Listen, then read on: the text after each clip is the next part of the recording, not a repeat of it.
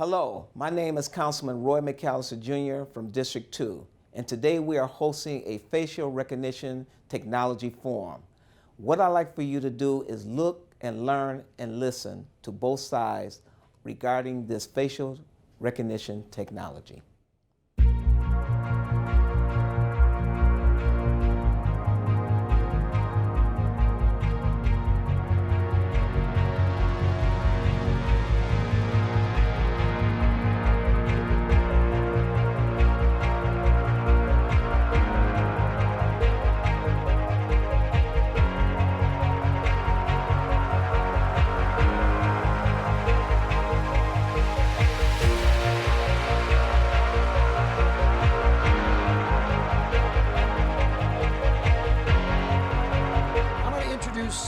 The people here because, and I'm learning this thing too. So let's go. I'm going to introduce, I just picked a copy. There's no random order here. Dr. Brendan Clare. Where's Dr. Clare? He's on the screen there. He is the co-founder and chief executive officer of Rank 1 Computing. He's in support of facial recognition. Leader in this development, offers the world's best combination of accuracy, speed, and efficiency. Rank 1's primary offering is the Rock SDK. You're making a lot of money on this stuff, right? Mm-hmm. All right. We're going to find out. He also works for the Department of Defense, dozens of state and local law enforcement agencies. Dr. Brendan Clare. Also, where is Katie Hernishinet? Are we in opposition? We go back and forth. Okay, this is it. Hi, Katie. Director of the Detroit Community Technology Project, member of the Detroit Digital Justice Coalition. She was an inaugural member, I should say, of Go Data Advisory Commission for the City of Detroit's Open Data Portal and participant in developing the guidelines for the equitable open data. Graduated of Michigan State's, of Central Michigan's College of Business. Thank you. All right, now we go back this way. Where is Daniel Tancher? He is, I know him, I saw him. He is the Deputy Executive Director of U.S. Customs and Border Protections Office of Field Operations. He's championing the adoption of mobile technology for CBP officers. What does that mean? Customs and Border Patrol? Yes, Customs and These Border are easy ones. These are the easy questions. Okay. He is obviously in favor of this. All right, thank you. Now, also, hold on here. Jameson Spivak. Okay. Now, Jameson is a policy associate with the Center of Privacy and Technology at Georgetown University. He came all the way from Washington to be here tonight, right? He conducts research on law enforcement's use of facial recognition as well as the ethics of AI, that's artificial intelligence technologies. He also provides administrative communications, logistical support. Previously a graduate and intern of the research fellow with the center. He's got a master's degree from Georgetown Communication. He is obviously in opposition to this. Okay, thank you. Andrew Rutabuka serves as the executive director of the Detroit Police Department's Real-Time Crime Center. You're actually an analyst, is it? Correct. So you actually do this stuff. Correct. Okay, obviously in support of it. Is Isaac Robertson? No. I missed two people here. Where's, Tafuri? Serves as the Men's Minister Fellowship Chapel, community activist, passionate about the civil rights and privacy of Detroiters being protected. Right? Against this, obviously. And last but not least, in support, Assistant Chief James White, Assistant Chief, Detroit Police Department under Chief Craig, and in support of it. Okay, did I get everybody? I didn't get Brenda Hill. There's a thing here. It's okay. Who are you? They know me. I don't know you. Who are you? Tell us everybody who you are. I'm a superhero. Superhero. I wear a cape. Brenda, if you could give us a little bit. Yeah. Yes, well, I'm a community activist, a political consultant, strategist. That's what I do. I'm also very learned on the topic of facial recognition. All right, so we have the event at some point in time. We're going to go into the audience for questions, okay? Not quite now, but we're going to go. I want to understand what this stuff's all about. We're going to have a 2-minute presentation from the pro side and a 2-minute presentation by one person from the anti side. Fair? Got it? let's start with the pro side. No, this is random. Dr. Brendan, Claire, why don't you give, if you would, for about 2 minutes, why facial recognition technology is accurate, it's good, go. Sure, I want to give the rest of our panel opportunity to speak. First off, go green. So I think there's two big misconceptions commonly. One is that people think face recognition is a surveillance tool.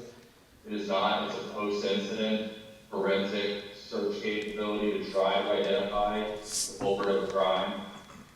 It's not probable cause for arrest. The second big confusion is it's based on research I wrote originally, and which sound private and FD Center undercover, that face recognition doesn't look on persons of color. For other scenarios, it's not true. The most recent results show that it's actually accurate for persons of color. The difference in accuracy between races is incredibly small for all of them. It doesn't invade people's privacy the way that it is currently. It's all the code for the rest of our folks, those points of conversion. All right, let's go for, who's going to speak against facial recognition technology? Okay. Yes. About 2 minutes. All right. Katie Hearn. All right, thank you for that.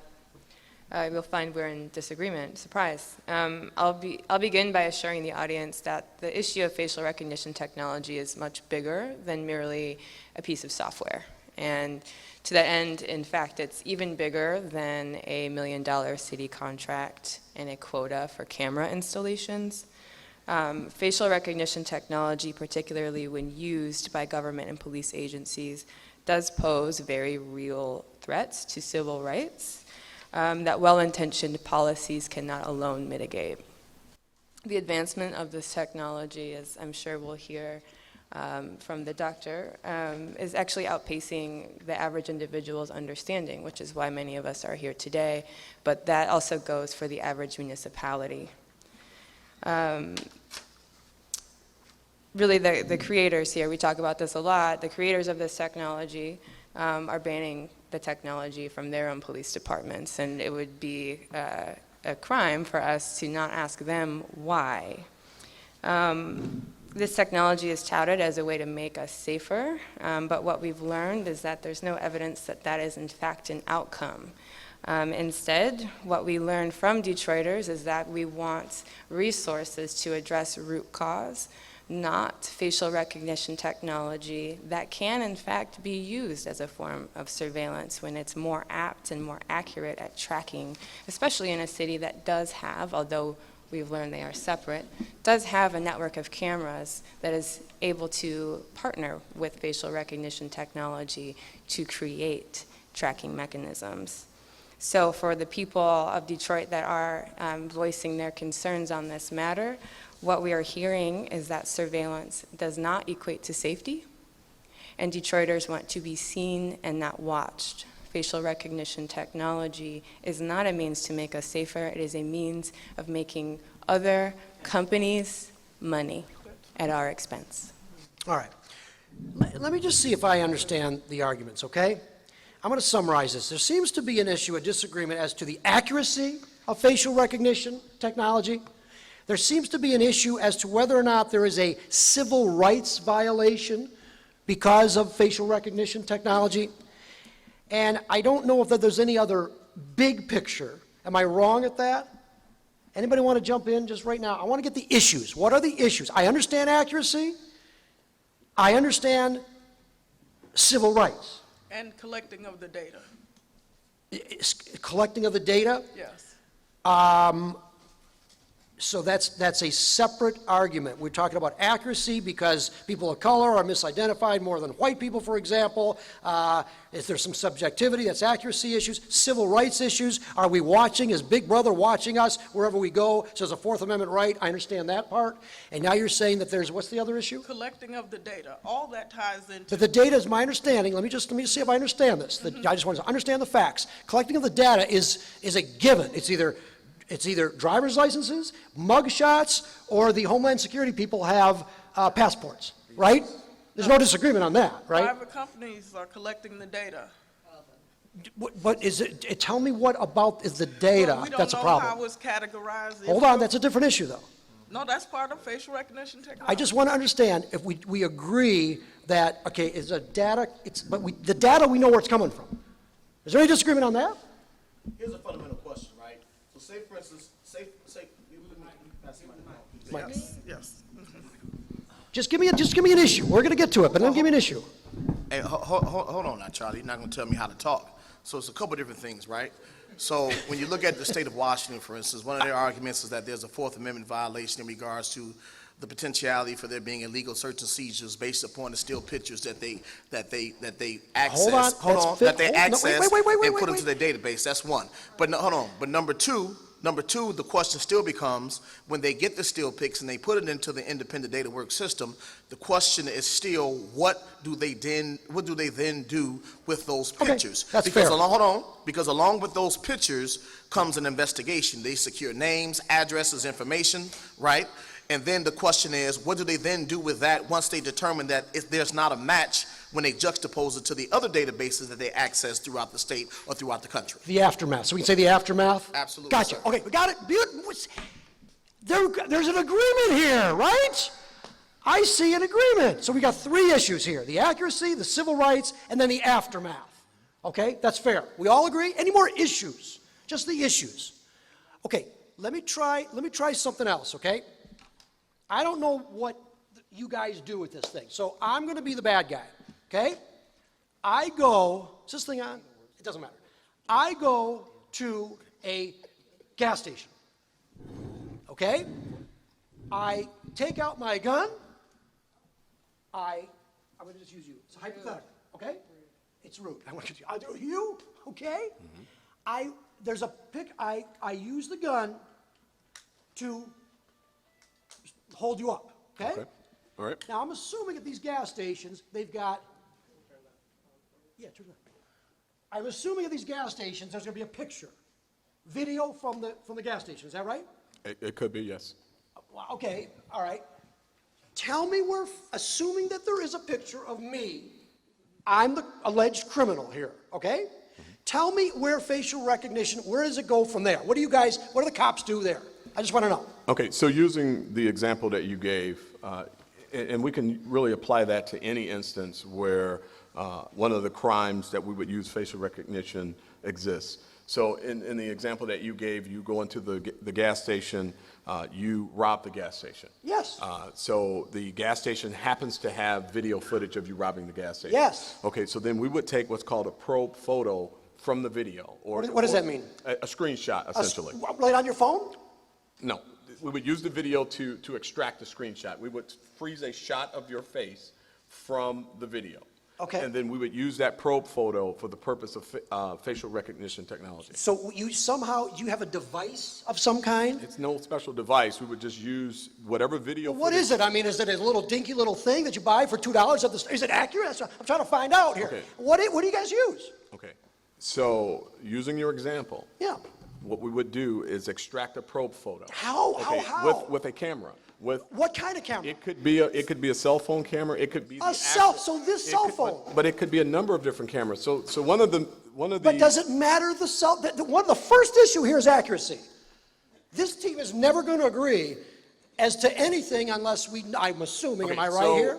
So in order for me to explain it, you got to let me explain it. So go ahead. The got 2 hours. the video itself, it doesn't matter if it's your cell phone video. If you happen to take a picture of a person who's robbing you, I can use it as a probe photo. If you happen to have a Ring doorbell system and someone breaks into your house and you say to us, hey, here's a photo of the person breaking into my home, we're able to use that as a probe photo. What we do with the photo is we extract a still shot from it. We don't use streaming video. Let's keep on going then. What do you do with that still shot? So I'm going to let the analyst go from there.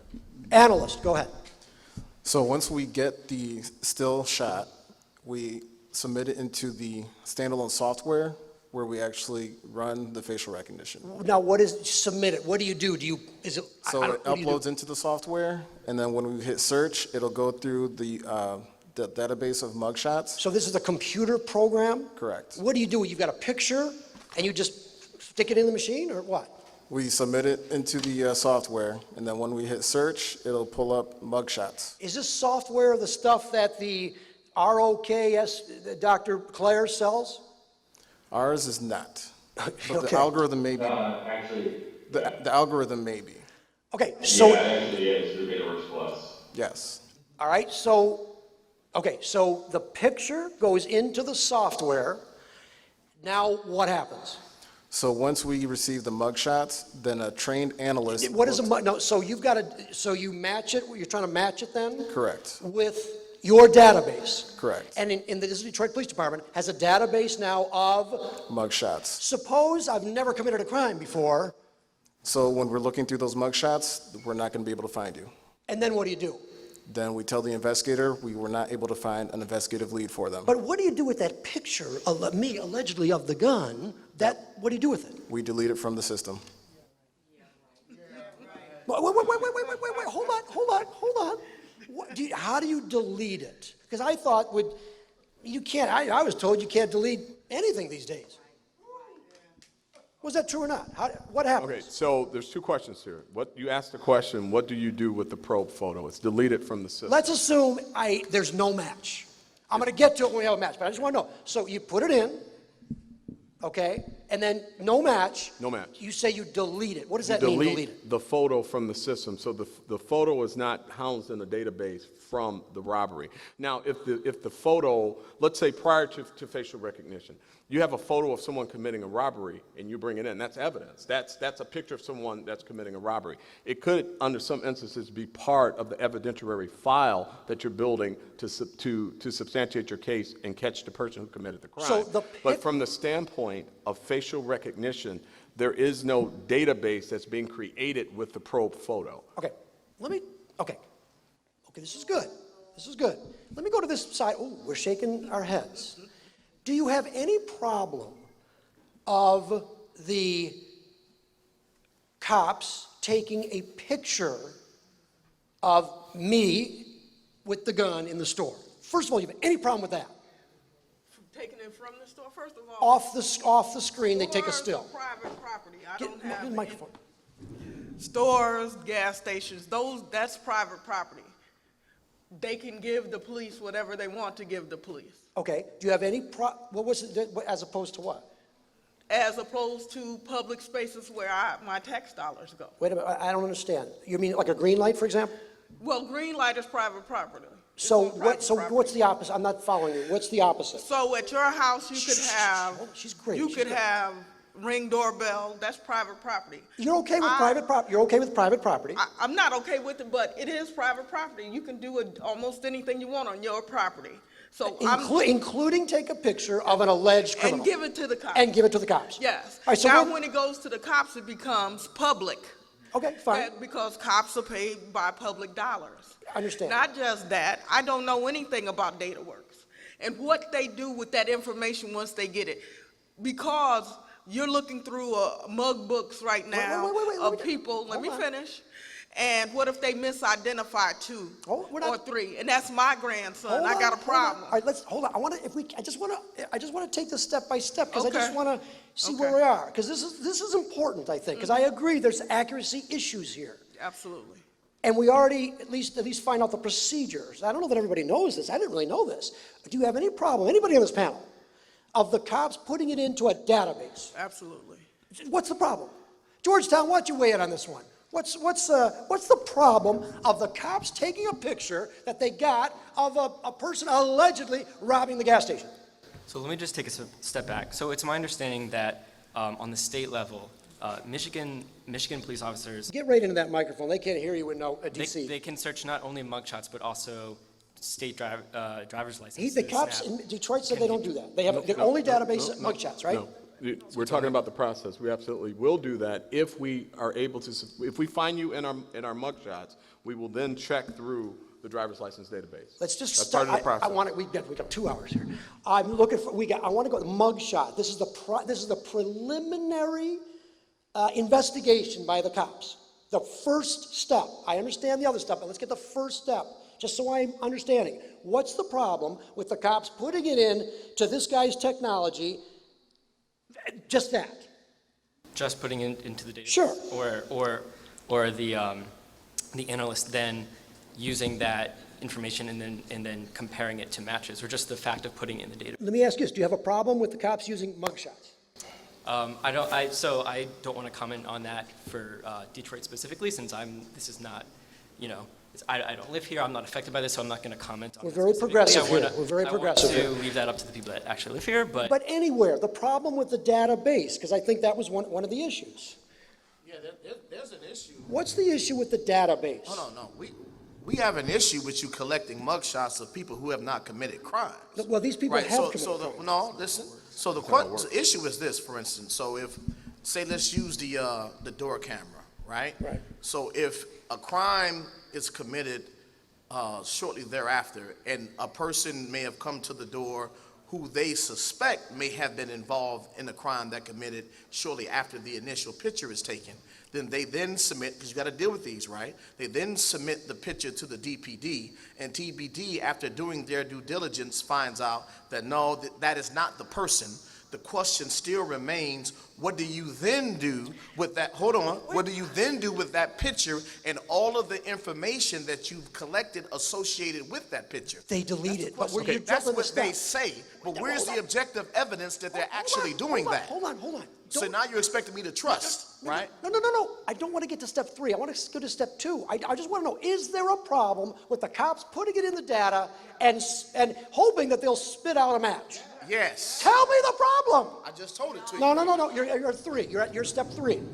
First You're at of step all, 3. once it goes to the police, it becomes public, in the public sector.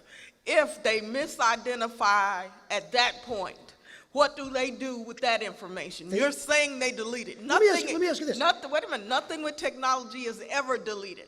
But if you have been misidentified as the killer, Okay. who do I trust with that? Let me- And wait a minute, in this city, to his question, 2 years ago, employed, I guess it's this SDK guy, because that's DataWorks now. We didn't know that. And we didn't even know they were collecting data. So that means that facial recognition technology has been used for 2 years, and it has not gone before the people. All right, but hold on. All right, okay, all right. I want to just, again, okay, let's assume there's a match. Let's assume there's a match, okay? I'll get to the other issue, the aftermath stuff, but let me get to this match. What do you guys, let's just tell the analyst. You get a match, and it looks like me. I committed, remember, it's a mugshot in Detroit. So back in 1979, I committed some crime. I'm in the base. And you got me, and there's a match. What do you do? So from there, that's when we utilize the other resources that we have. So we can use the Secretary of State database to look you up specifically to see a current picture of you. You then, if you get a match, you go to the Secretary of State. So you actually have 2 databases now. Correct. You've got a mugshot database, and you've got a Secretary of State database. Just to verify, we're not searching Why through do you have Secretary of State databases when these are innocent people? to verify who Hold on. the person we're looking for. We're not searching through a multitude of people. We have one specific person we believe we found. Now we want to verify that is the person we're looking for with an updated picture. And that's part of the verification process. So Go ahead. I don't think we can move away from some of the things that's been said, because there's some information that's just factually inaccurate. For example, there is no collection of information. There is no random collection of information. There is no, we're in open spaces. I think the comment was made that the concern is that there's data extractions from open spaces. That is not the case. What not is what in I fact the said. case. Well, it's if they suspect criminal activity. No, it's not suspect criminal activity. So this is a person committing a crime. So if you walk into an open space and you don't commit a crime, there is no information being uploaded about you. There is no facial recognition taking place. However, let me finish, Charlie. Yeah. However, if in that process you pull out a gun, you rob, you rape, you shoot, or you carjack someone, and that video that's being used, not by the police department, but by anybody, says, hey, this person, Charlie Langton, did this crime, or this person that looks like Charlie Langton, we then take that footage that's voluntarily provided to us, we take a screenshot from said footage, and we will run it through facial recognition. If it comes back, okay, and we've got an ID of you through our database, through our mugshots, not innocent mugshots, people that have been arrested before, and we say, okay, it's perhaps Charlie Langton, then phase 2 of that would be to run it through the Secretary of State to see a accurate and more present picture of you for the purpose of verification to compare it to the picture that we use as a probe photo. When it comes back as Charlie Langton, at that point, this is in addition to the investigation. There is no taking that moment in time and making an arrest. At that point, then there's a verification, a peer verification, which says, hey, as a peer, I see what you see. Then from that point, we go to a supervisor to say, here's how we arrived at Charlie Langton. We got him with the gun at the location. We've got the video. We took a probe photo. We went through the mugshot book. From the mugshot book, we pulled the Secretary of State driver's license, and yes, it looks like him. The supervisor then looks at that with the peer and asks the peer, did you find that as well? The peer says yes. The witness. The peer, the second investigator. Oh, okay, all right. Then the supervisor says, I see what you see. Then we contact the detective, we turn that over to the detective, and that adds to the investigation. That moment in time does not cause an arrest warrant. That aids in apprehending the suspect. Okay, why don't you go and comment then on, because I understand there's an accuracy issue. So Well, first I want to go back. A lot of people have been arrested, falsely arrested, and then their pictures are in mug books or in their database or wherever they are. Some people have done nothing and they were arrested. And those photos are in there. But again, he's saying no public spaces. That's what we're fighting against now. That there are no facial recognition technology on any public property, cameras, poles, light poles, anywhere. If we're talking about green light or private stores or private homes, that's different. I can't control that.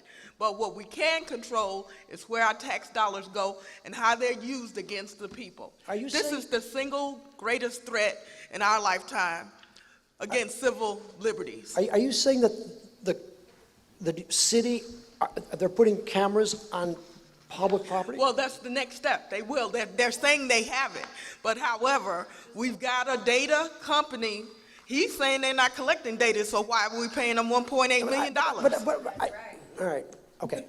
See, that's the But trust issue. I just want to, okay. That's the I'm trust. not saying that, no one's collecting data. The data's pretty clear. It's from mugshots, it's from Secretary of State, and then passports for the Well, why Homeland do we Security need people. DataWorks if it's only the police information? I'm sorry, what was that? DataWorks, we have a $1.8 million contract since 2017. Is that for the software? Yes. So there's a cost for the software? No, they're a data collecting company. Well, okay. We don't have any, we're not supposed to, as the city, we're not supposed to have any facial recognition technology on any public spaces. We're not supposed to. On a public, I don't really understand what that means. Light poles that are in the city, that are owned by the city, street lights, street signs, Hold on. all Do you have of that. And we agree, and we don't have any. We don't have any facial recognition technology in open spaces. We don't have any green light cameras containing facial recognition technology.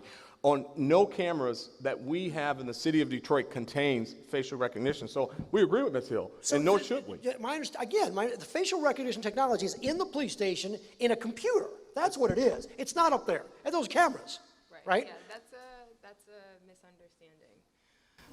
But the cameras are all piping into real-time crime centers, is my understanding.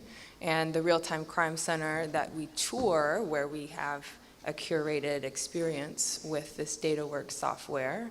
I believe the contract states we need to have X number of cameras available to provide footage for the real-time component of the contract that we are no longer using.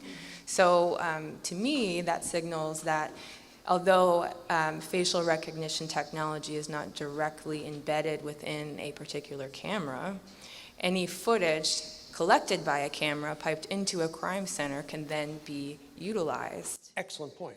Okay. Can you address that? So my understanding is there's something about the data from the cameras, the real-time video from the cameras.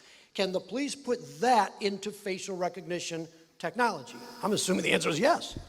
We have a policy strict change. prohibition against use of, and that's under our policy 307.5. It's new. Okay, It's new. I need to state it. Go ahead, go ahead, Okay. go ahead, go ahead. We have a strict prohibition, as asked, in which I'm providing. Yep. 307.5 on using live stream or recorded videos. Members shall not use facial recognition on live stream videos or recorded videos. So But there's the there is a exact- departmental prohibition against it And that for departmental using prohibition- live stream video. Go ahead, you have a question about that? Go ahead. Well, it's a couple of things, right? So let's be clear. Many of us here who do urban peace work, we work with DPD. I have a profound love and respect for Deputy Chief Bettison, love and respect. We have personal relationships, some of us who do peace work with Chief Craig, and I have a great deal of respect for A.C. White, and also for former commander or captain of homicide, who's now our City Councilman Roy Mccalister. So this is not necessarily for me anyway, an anti-police thing. I want to make that very, very clear, because we've done some tremendous things together in this city in regards to ensuring that our citizens are safe, right, and justice has been brought to families of survivors. So I just want to make that very clear. The issue here is flawed technology that they are characterizing as just a tool. But my question is always, right, who wants to use a damaged drill or broken hammer to build a house? It's a flawed tool. Everyone in this room agrees that the technology is inherently flawed. And we still are not adequately dealing with that reality, Charlie. And I think I agree. that's really the biggest question. I agree. I think this, so let's get, so I think we all agree with the procedure. Dr. Claire, is this, how accurate, Agree that it's being flawed. What was the agreement of it being flawed? I missed the question. What was it, Doctor? The flaw in the technology is what? It's not accurate. It's not accurate. Based on what? Especially with black and brown people. Based on what? What You, data is showing? you say it's not, you say the data is not accurate? Right, that we have not found any credible data or research that says that the facial recognition technology is more than 30% accurate. Who says that? And some says 60. Wait a minute, let me finish. This is, Andy, that, just real quick, 30% quote had nothing to do with facial recognition. The MIT Media Lab studied these algorithms that estimating not face recognition, did work on women of color. There's Chinese algorithms, not face recognition, that was stuff. He's in and out. I don't think this technology is accurate here. Right. What's Right. So, I can't understand what he's talking about. I think that, I just want to clarify, like, something in age, how much the ACL is a propagated talking point, and how the MIT Media Lab has allowed their research to be falsely represented. It's not even evolved face recognition. Well, let me- National Institute of Standards and Technology, rigorous benchmarking of face recognition technology. It is not perfect. That's why humans control decisions that are made in these systems. So I just think that's important. All right, I seem to recall something that I read, that it seems to say that facial recognition technology is not as accurate for people of color and women. That's right. I wrote the research paper that that's based on. I wrote it while at Michigan State University. The Georgetown Privacy Center used my research paper, my college research paper, as the sole source of that claim. That paper was written in 2012. It was not sufficient. But you're also, just so we know, I mean, you wrote it while you were employed by the people selling it. Is that true? Right. I mean, is that true or not?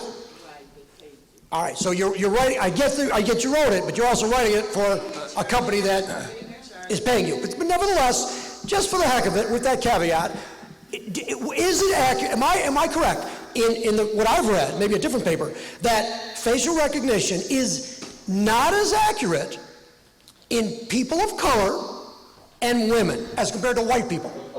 So according to the most recent report published by the National Institute of Standards and Technology, it is actually more accurate on persons of color. As of the most recent report, every single algorithm is actually reported to be more accurate. In terms of women, it's likely the case that cosmetics cause a lower accuracy, so it's a cultural phenomenon.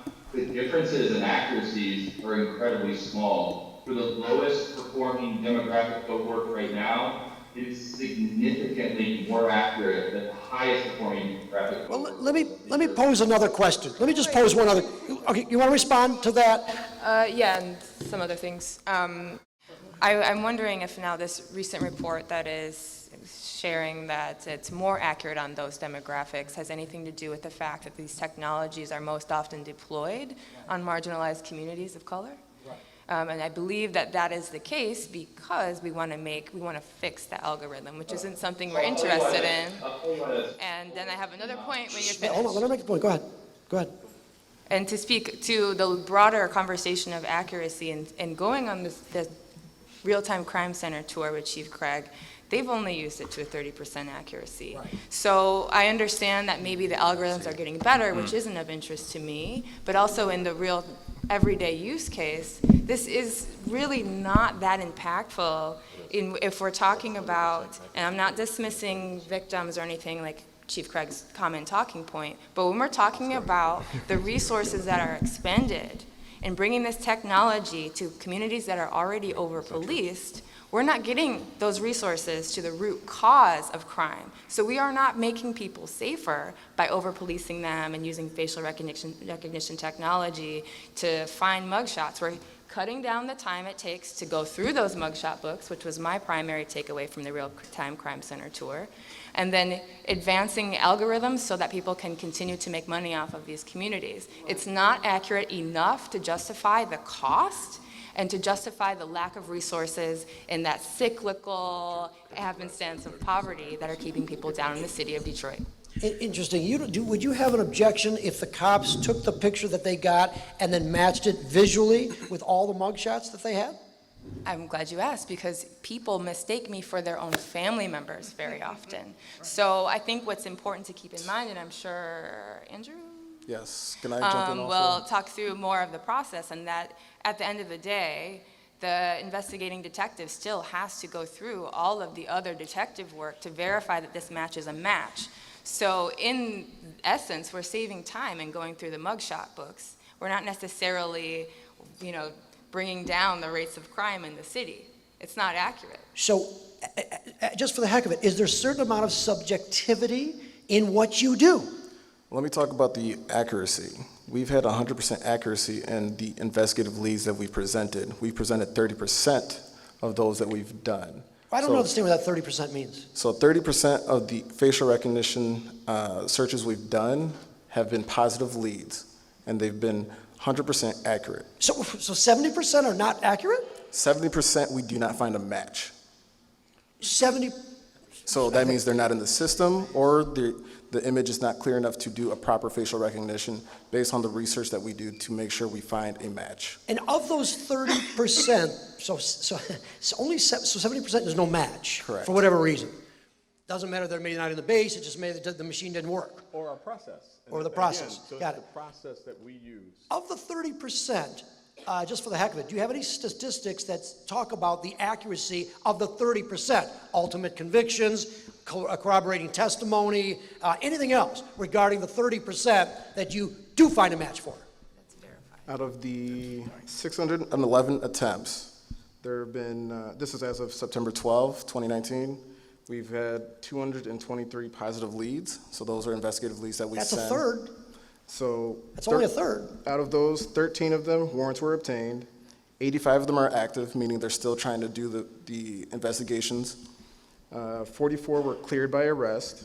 6 of them were exceptionally cleared, and 75 are inactive. But just so I get the data here, of the 30% of a match, only a third of those will you follow up on? The investigator So what happens to those 2/3 of the ones that come back with a match? The investigator continues their part of the investigation. My unit does not continue that part. But the important thing to note, Charlie, is because it's a tool, so there are a number of different variables that can impact that. There is no warrant submission based on facial recognition alone. I understand. So that those numbers are based on incidents that happen with, it could be a complainant who does not want to prosecute. Just for the heck of it, do you have data that says that of the 30% of the match, a third you feel you should go another step? Of that third, what's the percentage of race? Is it black, white? Those numbers I do not have on me right now. All right, okay. So I think it's key, if I may, Brother Charlie. Axon, who is the leading distributor and manufacturer for body cams, this is what they wrote. This is June 27, 2019. After a year of meetings and research, Axon's AI and policing technology ethics board concluded that face recognition technology is not yet reliable enough to justify its use on body-worn cameras, and expressed particular concern regarding evidence of unequal and unreliable performance across races, ethnicities, genders, and other identity groups. So my thing is, if the leading body camera organization in the world is saying that it's not reliable enough for them to use with body cameras, why are we then willing to experiment with urban centers throughout the country and use it as a tool for potential investigatory purposes? That's in reference to it being used live. So they walk up to you and it instantly identifies you. That's what they're referring to. Let me ask you. But it's still flawed, beloved. That's the issue. on, And even to the point about policy, if I may, real quick, Brother Charlie, Yeah. even in regards to your policies and your procedures, there were policies and procedures in place to supposedly prevent an Amber Geiger for killing Botham Jean, but it still happened. There were policies and procedures in place to prevent a Tatiana Jefferson from being murdered in Fort Worth, Texas, but it still happened. So policies and procedures don't always ensure that failure modes don't occur, right? So my concern is this. Although I trust you, A.C. White, I trust Chief Craig, and I trust D.C. Bettison, what happens if we wind up getting a white supremacist chief in office from the 8th precinct, and we know that's where they are, right? If one of them wind up in a position of leadership, what then prevents them from changing the policies and the rules to use it in a way that's detrimental to the community? But let me ask you this. Let me just forget the policy. Let's talk about the data. If the data was 100% accurate, would you be in favor of facial recognition technology? No, Still not. no. First of all, Why? let's go back. Why is it being pushed on urban cities that are majority black and poor? That's a problem. Go to Livonia with it and see if it works over there. They wouldn't even have it. Let me finish with that. We are here having a crazy wait a minute. conversation about something that does not work. Wait a minute. I don't No. understand Wait a why minute. our police department Wait needs a minute. to have something that does not work. That Hold sounds like contracts and money, because it does not work. No, that's not. But it does work. No, it It doesn't. doesn't work. Hold on. Hold on. Let me just try something here. It does work, but not in the numbers for which you would like it to They're work. getting enough. They're getting enough. That wouldn't work any place. Let me just ask. And then let's Go go to ahead. China, who's had it for years and then pushed it on Hong Kong. They're tearing it apart. They've had it. They know it does not work there, and it's against civil liberties. Let me bring in. I want to bring in the Homeland Security guy over here. Let's bring in this Homeland Security, because you guys have been using facial recognition technology for how many years? About 2 years. 2 years. Tell me just your process. If I go on a plane to Paris and I've got a outstanding warrant, would I get nabbed at the airport? It has nothing to do with facial recognition. Good. All right. Well, thank you. What do you guys use it for? So let me make it very clear that our entry, exit, arrival into the United States is not a surveillance program insofar as it's automating the comparison of the traveler to the travel document that they're required by law to have to leave the United States. So in the case of your departure to France, we'll stick with the facial recognition. We know, based on the airline, who is on that aircraft. Your name, your date of birth, and your passport number or your visa number, what have you. There are only 200 and some people on most wide-body aircraft, except for maybe the A380, where there may be 500 or so people. We take the photograph from your travel document, your federally issued travel document, and then when you board the aircraft or you arrive into the United States, we take your picture and match it to that 1 to maximum of 500-ish on the outbound, and somewhere in the tens of thousands, depending on the airport, on the inbound. That enables us to automate the check. It's faster and more accurate than the officer who's been working 8 or 10 hours punching out a 2x2 square of a photograph next to a person. Let me just, I'm missing a little bit. What is your goal here? Our goal is to reduce the imposter threat. That means anyone who wants to make entry into the United States and do harm, The best document to do that with is a U.S. passport or a country from a visa waiver program. And if they steal your passport and they look like you, they're going to attempt to use your identity to come into the United States. You're the main, if I'm understanding this correctly, you're the Homeland Security. Yes, sir. You want to make sure that the person on the plane Is who they should be. is who they should be. That is correct. You don't care about crimes.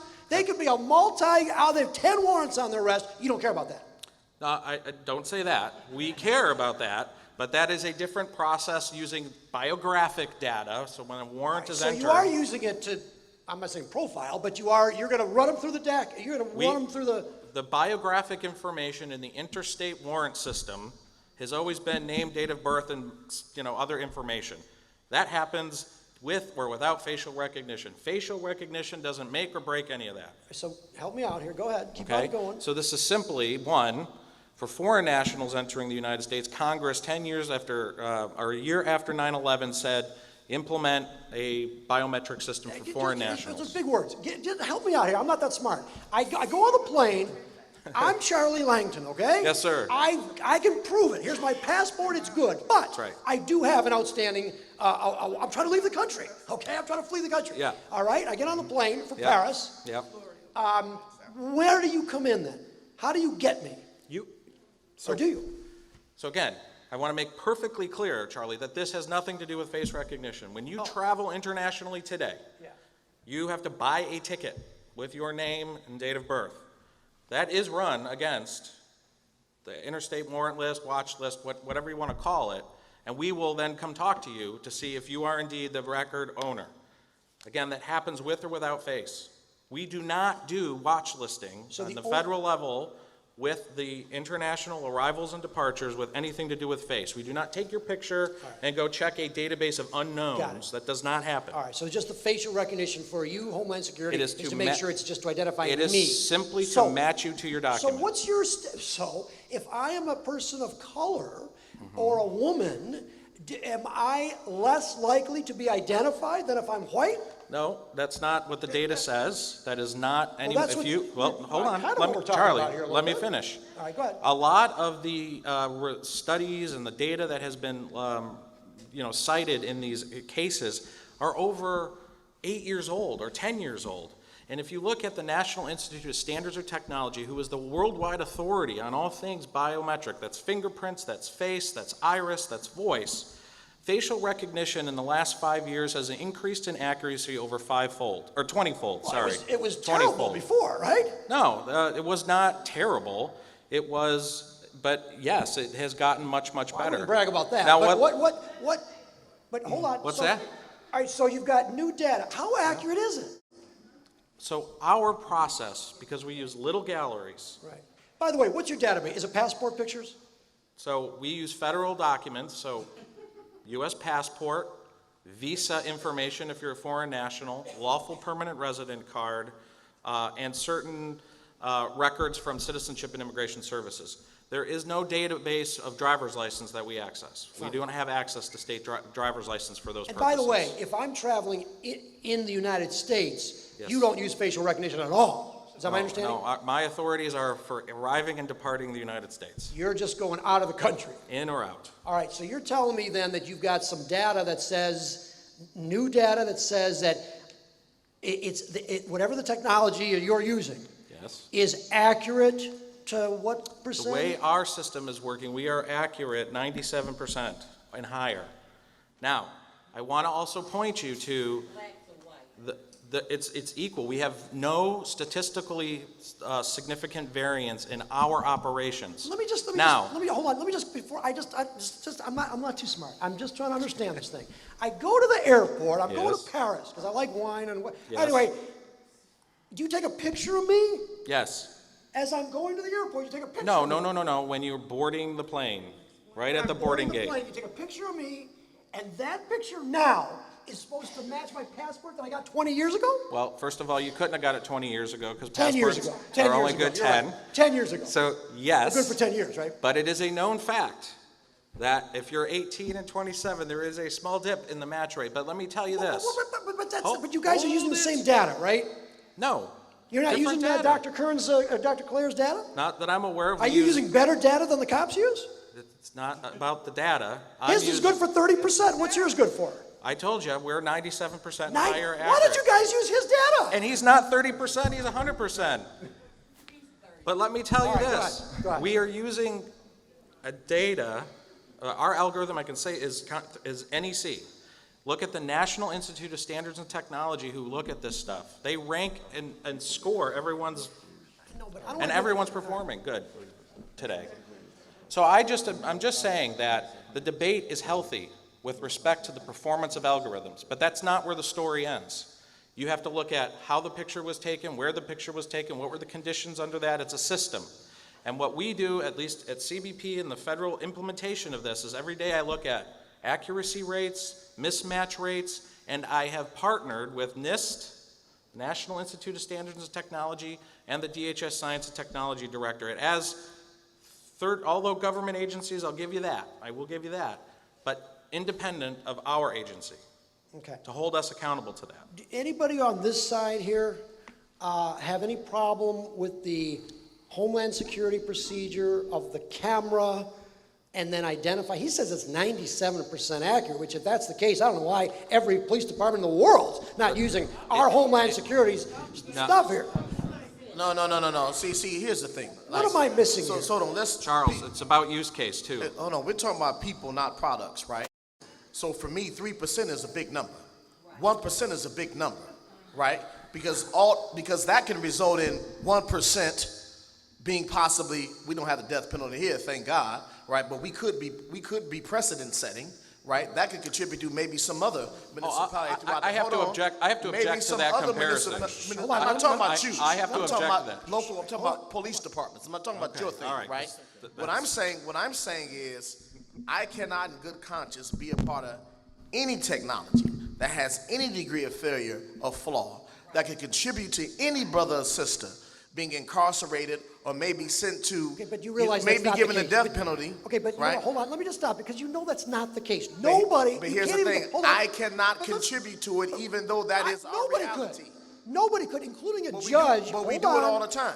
No, wait Hold a minute. on, we have police Hold on. officers, I watch wanted this. that- Wait a We minute. have police officers, not just in the city of Detroit, but throughout the country who have readily admitted to me that they have contributed to people being wrongfully prosecuted and incarcerated. Okay. That's but- a fact. Hold on. I don't want to give them another tool to contribute to that. Hold on. I just want to make sure that we're not going too far astray. We are talking about a one tool for the police. We're not. You cannot get a warrant from a judge based on facial recognition technology, and you certainly can't get a conviction. It's not going to happen. Not yet. No. It's not going. We're going to get the Georgetown guy in a minute on this issue. But hold on. First of all, we've got judges that have gone straight crazy and convicted people because their cousin got a camp in Virginia and he needs to fill it up. We got private prisons that had to be full and they did that. A judge went along with the people who are now getting out of jail because they were falsely accused. So don't tell me, and most of those people are black and brown people that have that problem. I'm not saying there's no white people, but it's not the Kennedys and the Rockefellers. Apparently, I should be the one objecting. Apparently, it's good for white people. But hold on. According to the Innocence Project, DNA exoneration is an incredible tool, right? It's unfortunately built back a lot of people who falsely convicted of crimes. 70% of the people falsely convicted and later exonerated by DNA, eyewitness testimony is a key element of their conviction. So just to speak to humans as one of the biggest flaws in our criminal justice. But we're not going to run into AI either. We're not about to jump into AI just because humans are flawed. We need to fix the human element as well.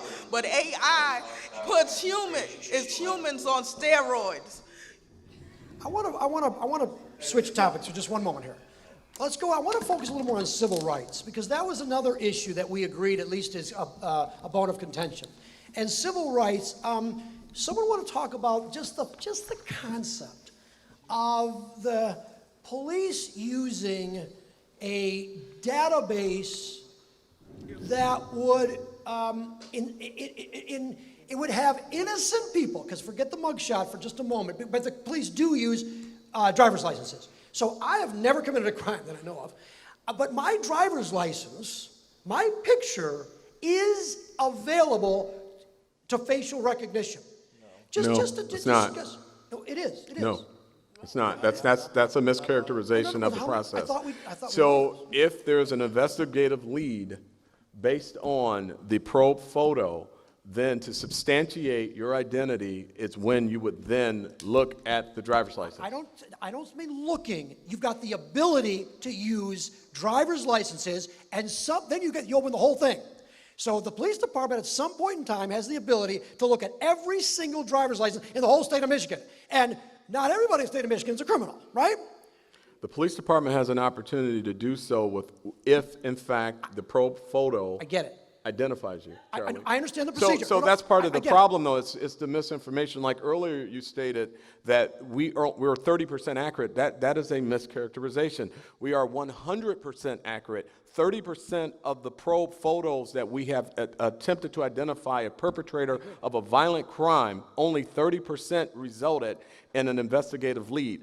Of that investigative lead, 100% of those were accurate. I agree. So it's imperative that when we have these forums, that we push the appropriate information out. And I'm not trying to oppose my colleagues here to my right on their issues. Mr. Brent and Mrs. Hill, they're absolutely correct. We've done a lot of good work together. But what I am here to do is provide the facts on how this technology is used for the Detroit Police Department. No, I agree. I think we should agree that it is accurate, but the numbers, we can disagree on the numbers. In other words, we're not disagreeing on the numbers are there. Apparently, the numbers are there, 70%, 30% accurate. But I want to go back to this data because this is an issue that you raised. This is a privacy, it's a conceptual argument. And when we're talking about having a database, and I understand the cops are not going to use it unless there's a match on the mugshot. I get that part. But still, there is access, I think this is your argument, to the police having access to a list of people for which some of those people in that list are totally innocent. Is that my understanding of your argument? Did I say it right? Let's go. Well, I would talk to anybody. I would talk to anybody that can answer the question. My problem is that we're using public dollars and they're inaccurate software and collecting data in private, which will begin to go forward, and we will not have this tight of a rein on where that data and information goes and who has it and how it's categorized. When they make a mistake and could categorize my grandson as a killer, when do they take and they find out he's not a killer? What do they do with that information? Okay, we're going to get to that. We're going to get to that in 1 minute. But I just want to know, though. Go ahead. So I wanted to move Georgetown. I wanted to move a little bit beyond this issue of Jameson Spivak from Georgetown Center for Privacy Technology. I want to understand this conceptual argument. Right. So moving beyond accuracy, there's still concerns. Yes. First of all, face recognition gives police powers that they've never had before. It allows law enforcement to track and identify people in secret from a distance or over long periods of time. And it breaches our expectations about what law enforcement can do. If people know that law enforcement is using these incredibly powerful tools, it could have chilling effects on free speech, for example. We've already seen law enforcement use face recognition at protests, which protests are a First Amendment protected activity. Nobody mentioned that today. Right. I'm bringing it up. I'm moving beyond accuracy because it's another concern. Hold on. I don't understand how that's used as a protest. We just had, unless there's an element of a crime. Unless there's a suspicion of a crime. The police in Baltimore used face recognition on protesters in the wake of at the Freddie Gray protest. Was there an People use issue? face Wait a recognition minute. technology. I don't want to let this go too far astray. Was there an issue that the police were investigating these people for a crime? No. They just all of a sudden the cop says, let's just take this first row and just do it. What they did was they took photos. They took photos from social media. A company called Geophidia took photos that people posted at the protests on social media, ran these photos through face recognition. Did they arrest anybody? They did arrest people. Based on the photos, just people that were at the protests, potentially for crimes not related to something that happened at the protest. So as you can see, this can have a chilling effect. If people know that this is happening, they're not going to go to a protest. And that's a First Amendment protected activity. So that's one thing I Let want me to just get this. Is this what the Detroit police do? Absolutely not. We have a strict prohibition against that. So again, wait, All right, wait. I don't I wanna get can't too far speak astray. to what happens in Baltimore. I can speak to what happens in the Detroit Police Department that has a board of police commissioners, that has activists in relationship with community activists to my right.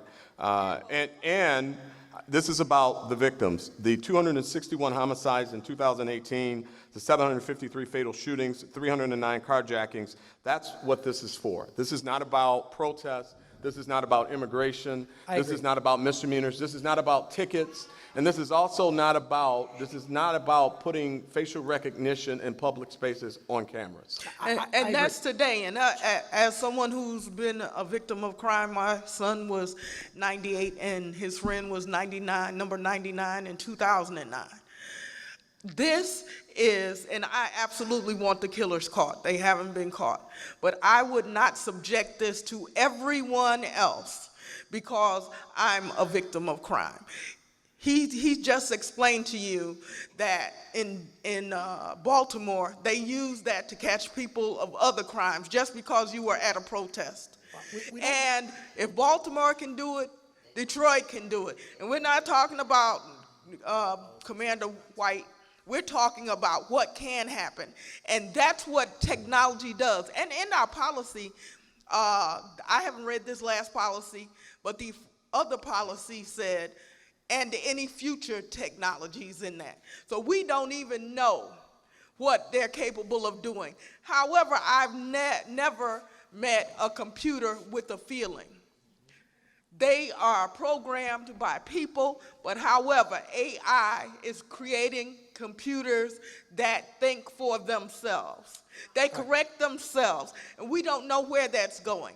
And I will not leave a generation here, even though I'm a victim of a crime and the killers are still out there.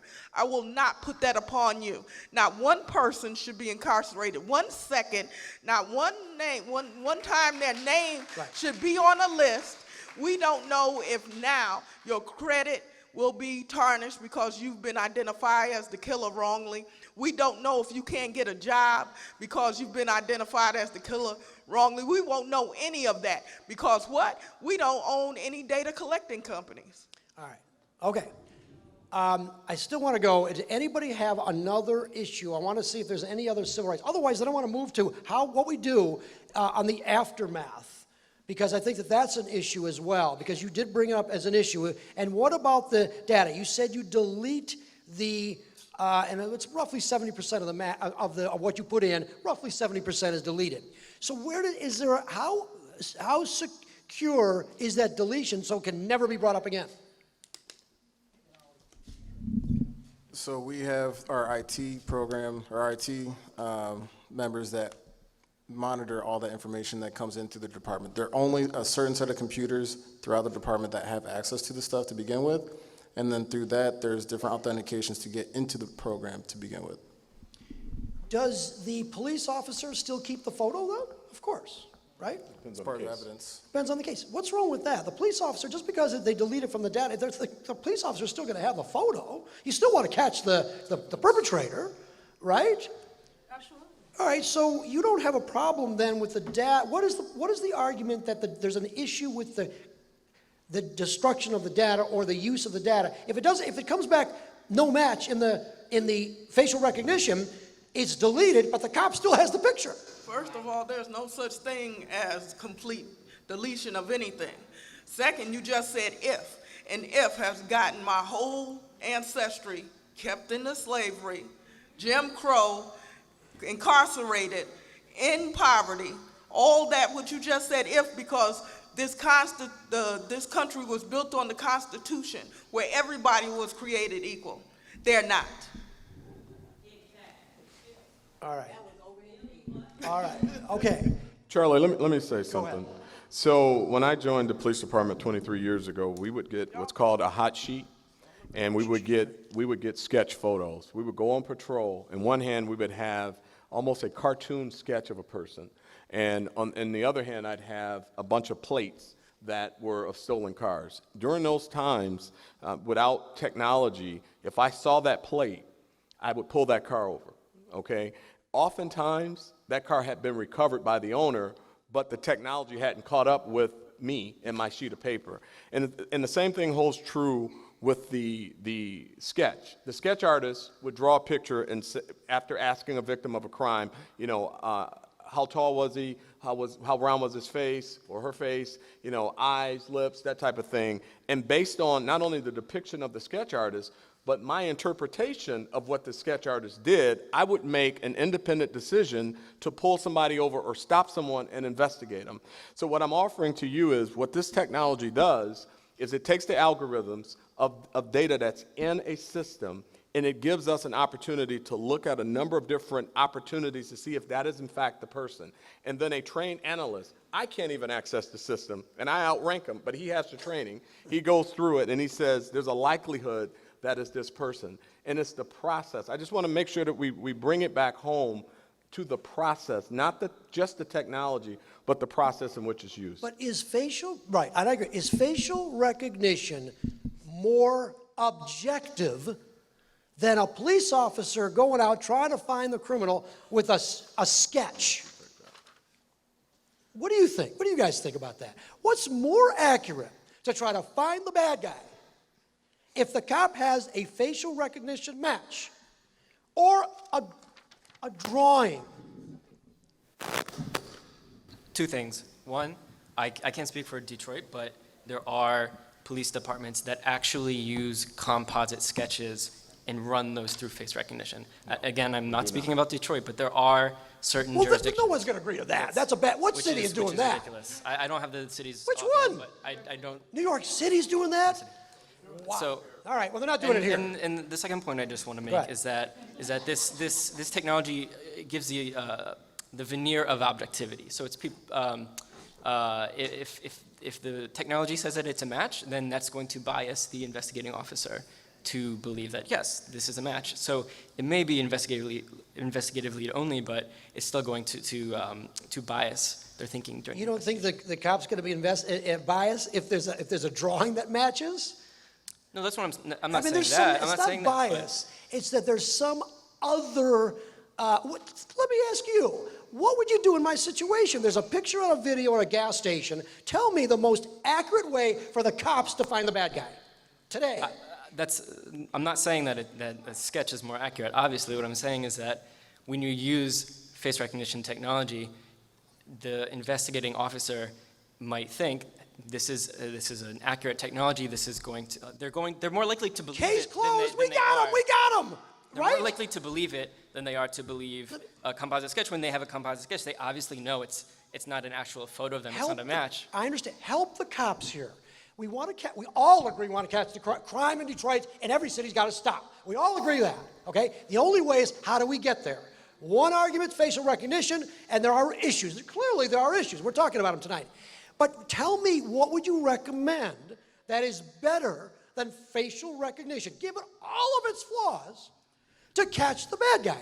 Really, they have video, high resolution video, and they put it on the news and says, catch the guy, and we do. That doesn't use facial recognition. They don't give us the guy's name most of the time. They just put the video up, and then the community, finds the guy. Or the girl. There was a cowboy girl. We caught her too. Thank you. Fox 2 is more accurate than facial recognition. How about that, Doctor? What do you think about that? Huh? Well, I was going to say, that's where a lot of the issues have come with traditionally, is when somebody's photo is blasted in public spaces. I think the law enforcement fellows here can speak to that more, but a lot of false tips come in. We talked about the 70% of people who've been exonerated by DNA, was from eyewitness misidentification. So if you want to blast everybody's face on the news as a way to preserve privacy, that is an approach that's been used for a long time. Doctor, is DNA 100% accurate? Is DNA 100% accurate? DNA? Yes. It's not. DNA is not perfectly accurate. It's incredibly accurate, but no. That's the I think is important too, is no technology is perfectly accurate. Fingerprints is a very well accepted technology technology and forensic investigations, a latent fingerprint is not perfectly accurate. And one of the issues with fingerprint is you can have an expert sit on a witness stand and attest to the fact that he found a match.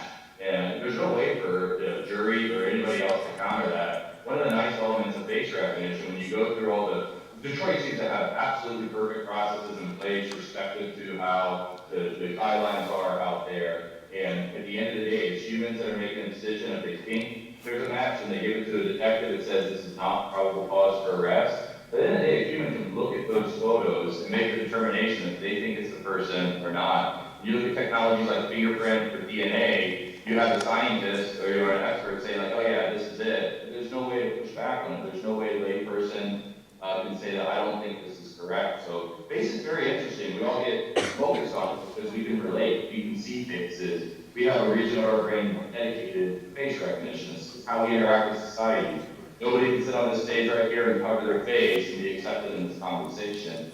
All right. So again, displaying it in public mediums is All right. one way to do it. All right. Like, it hasn't worked very well. There's all sorts of tools. Okay, let's get, all right, thank you, Doug. Thank you, Doug. Let's get some questions from the audience. Go ahead. Okay, my name is Tom Wilson. I'm the Vice President of the 2nd Precinct Police Community Relations Organization, along with a few other organizations, which I won't go through. As the adage says, never the twain shall meet. I heard the folks sitting to my left who are anti-facial recognition technology said that if it was 100% perfect, they wouldn't like it, okay? So it's almost like the police right now, they're undermanned. And me, myself, I'd like to see a police officer on every corner. But you know what their complaint would be? I'm living in a police state. Too many cops. But yeah, too many cops. And to me, myself, I look at it this way.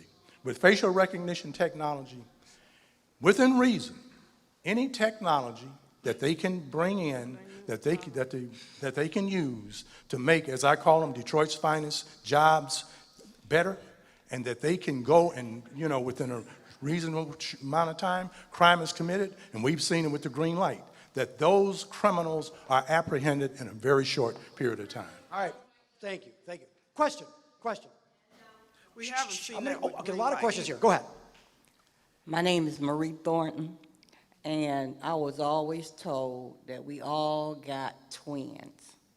So when you're looking at different people, you can go somewhere and say, that person looks just like me. Because basically, when we came on a boat, some of our relatives went this way and some went that way. So my issue is when they're looking at people to make a match, sometime you're looking at their twin or ancestor. How do you resolve that? That's a very, very good question. Excellent question. Excellent question. And I'd like to turn it over to an analyst as to how we deal with that. So when the lineup comes up of the mug shots, the way I make the comparison of how the algorithm works, the algorithm is taking the measurements of the face. And we know how siblings and twins look alike, so of course the pictures are going to come up.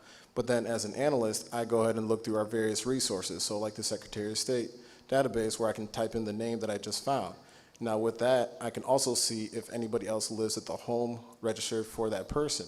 Now if there's two people with the same date of birth but different names, that will let me know that there's a sibling that has the same date of birth, and I can look at the picture as well to see what the difference is.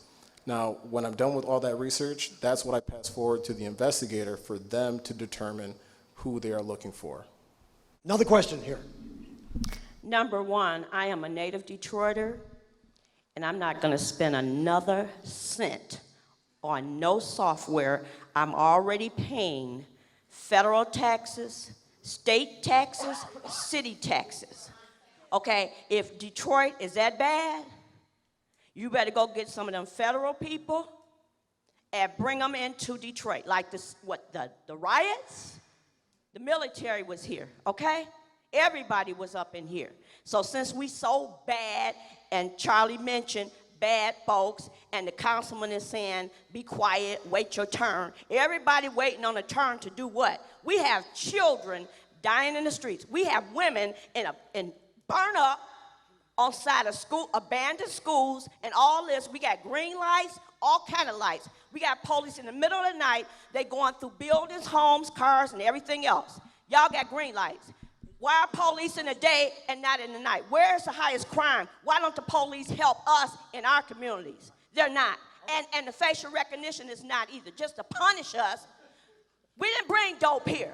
We didn't bring guns here.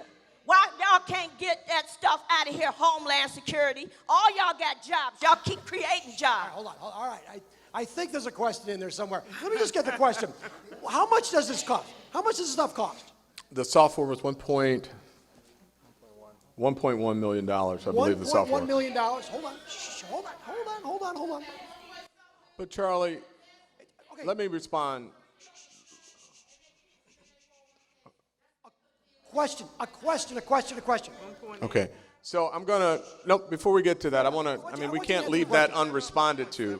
So this, Go ahead, question, I respond. this is about the very things that she brought up. This is about protecting those children. This is, Hold on, let him answer. Okay. Go ahead. again, this is about protecting those children. This is about,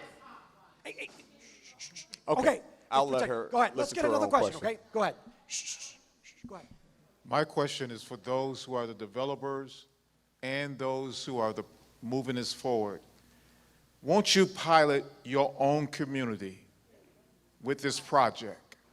If you pilot out of your own community, showing the effectiveness in your own community, be the first partaker of the fruit that you want to produce for everybody else. But let me ask you, but let me just understand. They did say today, as to how they're using it, they're also saying the results as far as the percentages that they get of a match, and they also said that of the percentage of the match, it is 100% accurate. They're catching bad guys with this stuff.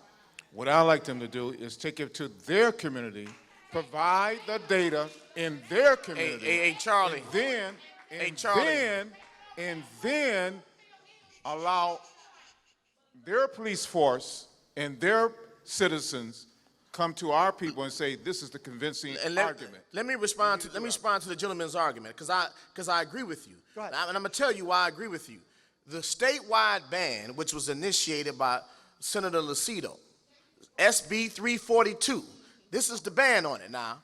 Senator Lucido is a defense attorney from Macomb County. He was the one who initiated the statewide ban. Then we got Isaac Robinson to create, I believe it's HB 4810, which is a duplicate bill on the House side as far as the state legislature is concerned, right? Now this is a white guy out of Macomb County. He's a defense, watch this, listen sister, he's a defense attorney. And he was the one who wrote the bill to ban it. It's 99% accurate in white communities. This white attorney from a white community don't want it in this community. But we want to put it in Detroit. All right, okay, hold on. All right, another question. Okay, question, go ahead. I asked a question about a week ago whether or not the city was obligated to move forward with this facial recognition technology, if they're contractually obligated, and the answer was no. So is it still no on that? Okay, with that in mind, why is it being introduced here in Detroit? Why not take this to another community first? Just as the gentleman was saying, a couple of people have said this now. Why must it be instituted in Detroit? Why is that so important? I can speak to that. Just to be clear, Detroit is not the only city at all that uses it. It's used in a lot of cities across the country. It's used in a lot of state police departments across the country. I live in Denver, Colorado. I've been trying to get the local police force here to use it. They want to use it. And part of the problem, there's a lot of different viewpoints on this, but you have certain organizations that don't live in your community that are telling you information that's not true. I think one of the things we talked about today is the misconception on accuracy and racial biases. I don't think it's fair for somebody that doesn't live in these communities and isn't a victim of some of the violence to sit here and tell people information that's not true about life. I'm a victim of violence. I'm a victim of violence. All right, hold on. I'm gonna get to you, I am. Another new question, okay? Go ahead. Thank you. My name is Malika. I am a criminal defense attorney. For the last 7 years, I've had the great pleasure of representing individuals on appeal who could not otherwise afford an attorney. That means sometimes people who are wrongfully convicted. I have a number of concerns about the technology. One of the things that's been said here is that we know that eyewitness identification is about the least reliable source of evidence that we have. And this does not remove the human element from everything I've heard here today.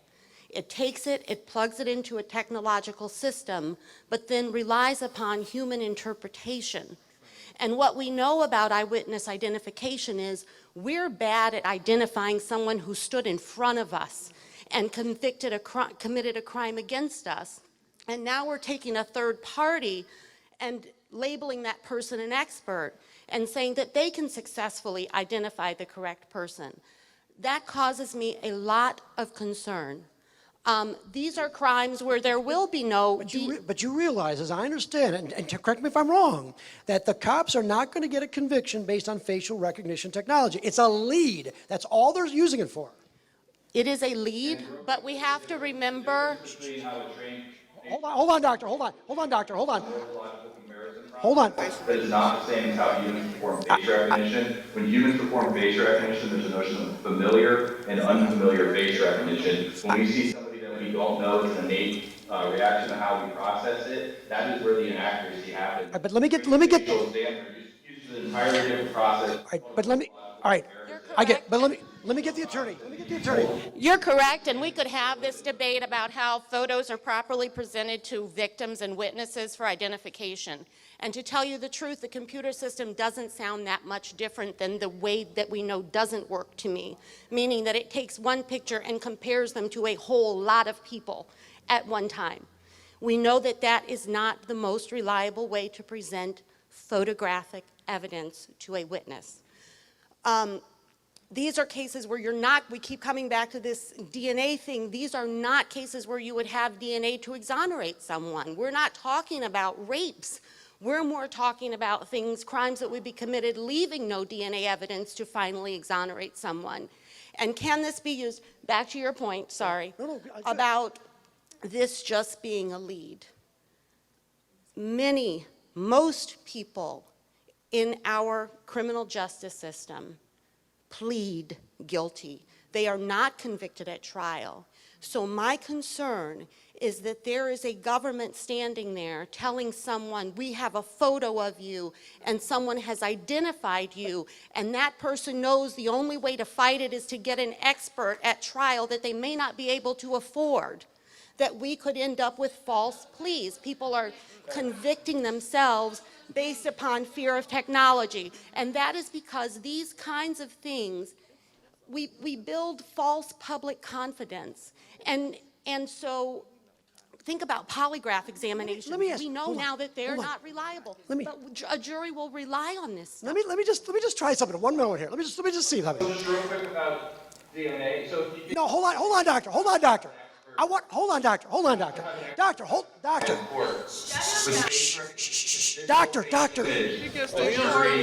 I can't turn this issue. Let me ask you this. I really like this issue, but hold on. If I'm a criminal defense attorney for a moment, and my client is allegedly the one that robbed the bank or the store, whatever, and that was one of the 70% that was kicked out of the system, could you use that as a defense? It doesn't sound like I'd ever know. I don't. Then wait a minute. Hold on. If you can't, how would you ever know that it was a match? I don't understand your question. How would I know that they've identified it as a match? The prosecutor, hold on, I want to make this clear. Will the prosecutor ever put into evidence the fact that there was a match with facial recognition? They should be required to turn it over if it matched someone else. Now, they should be able to required to turn that over. But and if they did, then what? You would use it to win. But here's the problem. As someone else said, when you are the person who wrongfully sits in prison, you don't care that it was right this percentage of the time. You care that it was wrong this percentage of the time. And we have to be concerned about that. There's just too much at risk. And I just don't, I'm not hearing it. I came tonight hoping to hear how those things would be addressed. I really did. Yeah, I think let me just get real quick. Do you guys ever give the matches to the prosecutor to make a prosecutor's case against someone? So when we find an investigative lead, we have a product that we create and give to the investigator. The cop? Yes. I'm talking about the prosecutor.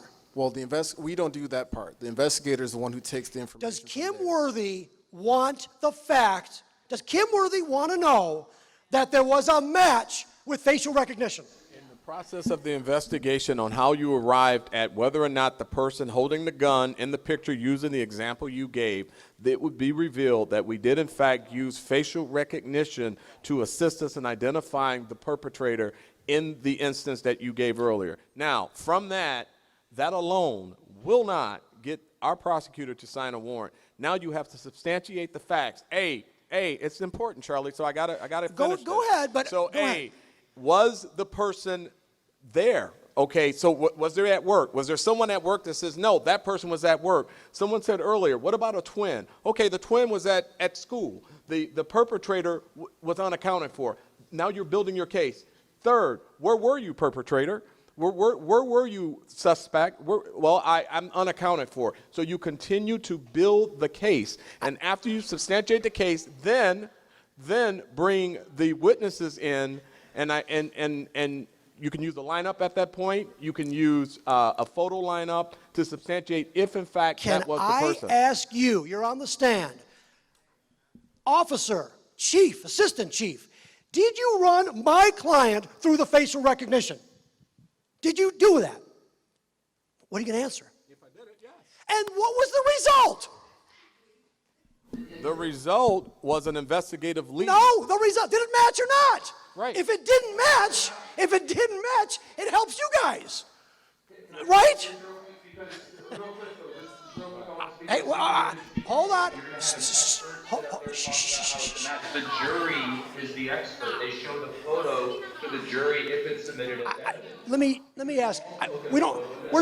Have you ever, we need some lawyers on this thing, but I want to know, my hunch is that it's not going to be asked. It may not be admissible. So the problem is you're presupposing the fact, Charlie, Yeah. you're presupposing the fact that the evidence that's used in this case is solely reliant on facial recognition. Right. And that, again, is inaccurate. Okay, so you got to have more than just facial recognition. All right, hold on. I promised some people. Come on.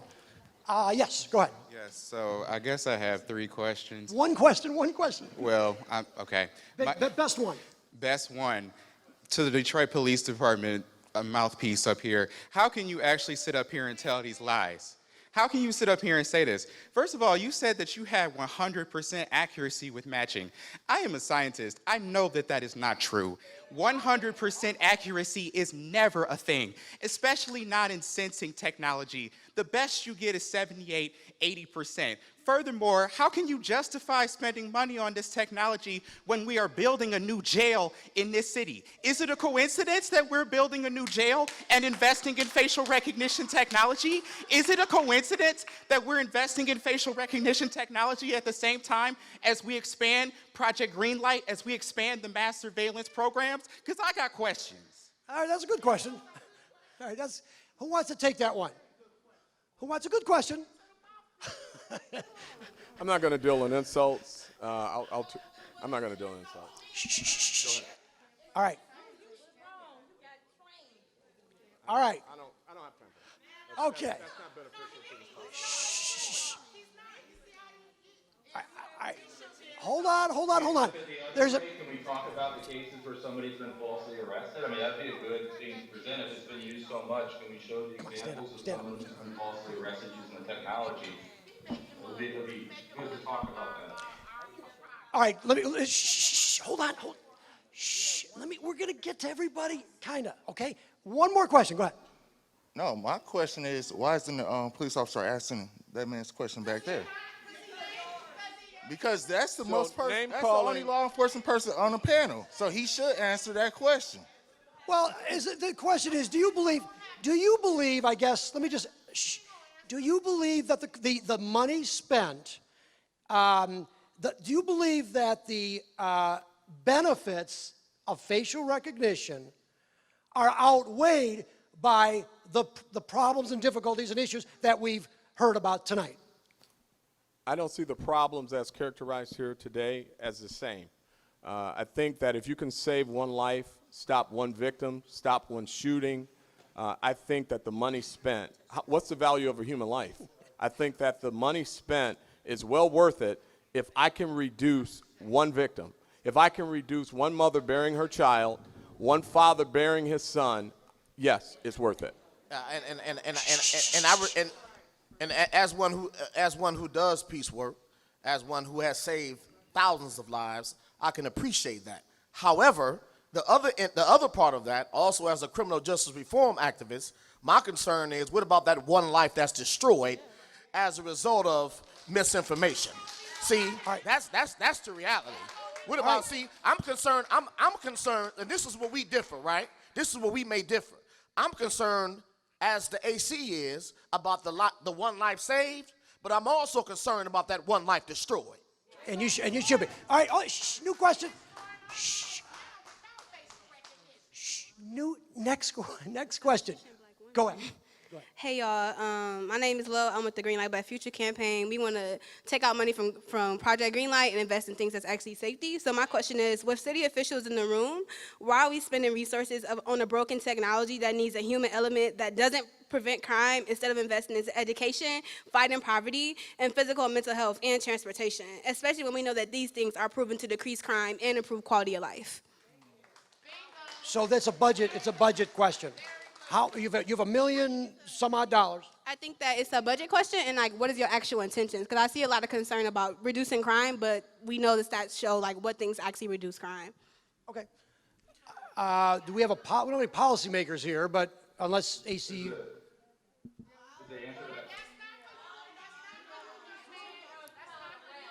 Shh, hold on. All right, so there's an issue about budget. Is money, so the issue, hold on, no. So the issue, as I understand your question, the issue is you have $1 million+ dollars. How better is better?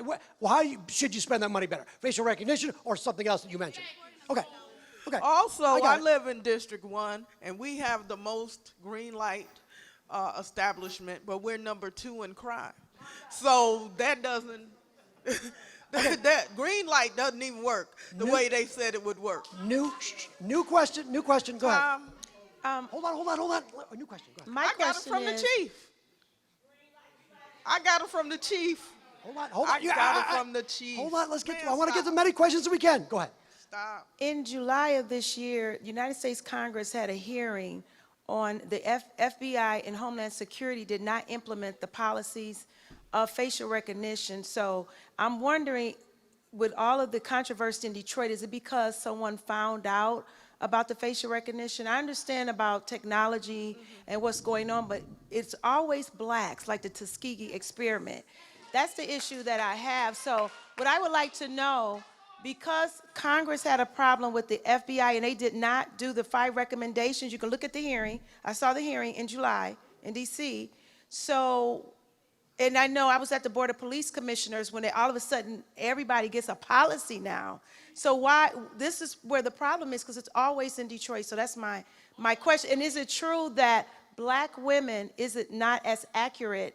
Because I know where the gentleman worked in Georgetown, and I know you had one of the employees, she was testifying before Congress. Is it true that it's not as accurate in dark complexion and black women as well as young people? Good question. Georgetown, you want to take that again? We kind of went over that, but that's okay. That's a good question.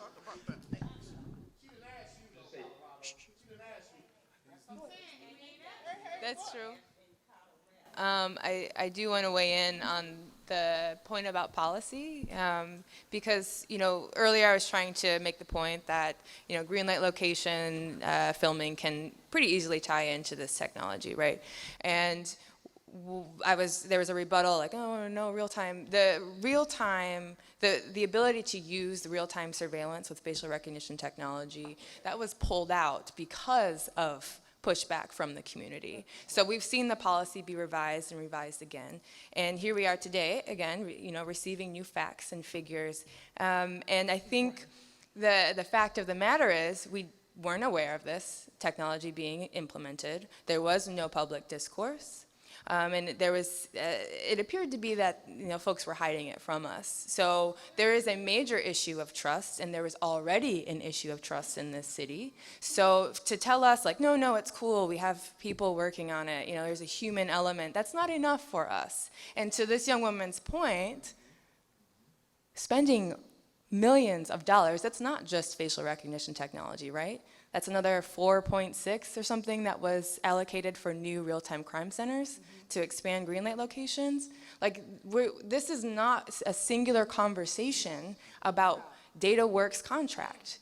This all comes together to create, yes, the ability for surveillance, but moreover, an exacerbated lack of resources that could be addressing the root cause of the crime. So when we're at no point saying we don't care about victims, but what we're saying is we will continue to create more and more victims while we are getting 100% match rate for 30% of the times, sometimes. It's not enough. A couple more questions here. Go ahead. Okay.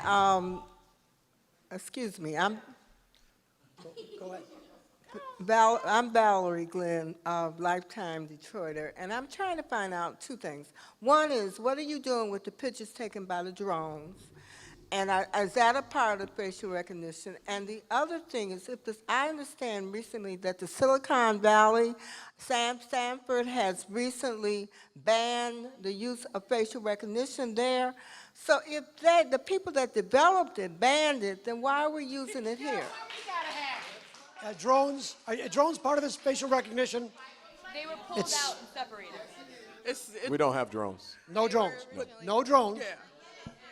But they say they don't have drones, but my grandson has 5 drones, and he gets... But drones are not part of it.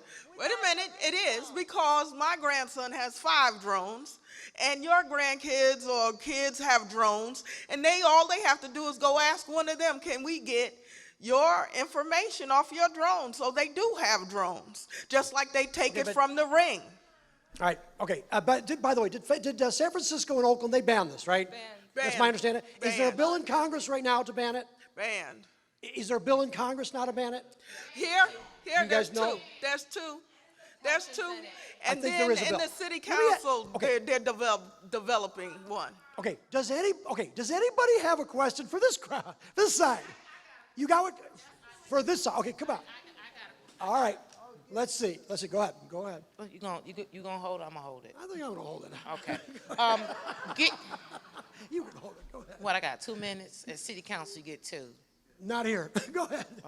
Open Meetings Act, 5 minutes? Go ahead. Okay. Good evening, everyone. My name is Beulah Walker. I'm the Chief Coordinator of Hydrate Detroit, where we fight the water shutoffs in the city of Detroit. This city is at 62% water shutoffs. The population is like at under 600 to 670,000. So that means only 38% of the 670, 650,000 has access to running water. From doing this work, from being out in the community over 20 years, who's a person that's paying attention to what's going on in my city, I've been living in this brown skin for 45 years. So everything they're doing is nothing but good old-fashioned land grabbing and gentrification. Every time I turn around, people like this young man is getting $1.5 billion a contract. All these contracts is going out. Take that money and put it on the water shutoffs. Put it on these home foreclosures. Get rid of these outsourcing contractors who don't live here. The money that he's going to make will not seek, the city of Detroit will not get a dime off what this man's money's going to make. We talking about our kids and our grandkids. We are poor and poor because of people like this man here who get contract after contract and we get nothing. And it's a shame that we got police officers whose pensions been cut, who pay been cut. Take this $1.5 billion and give it to our police officers.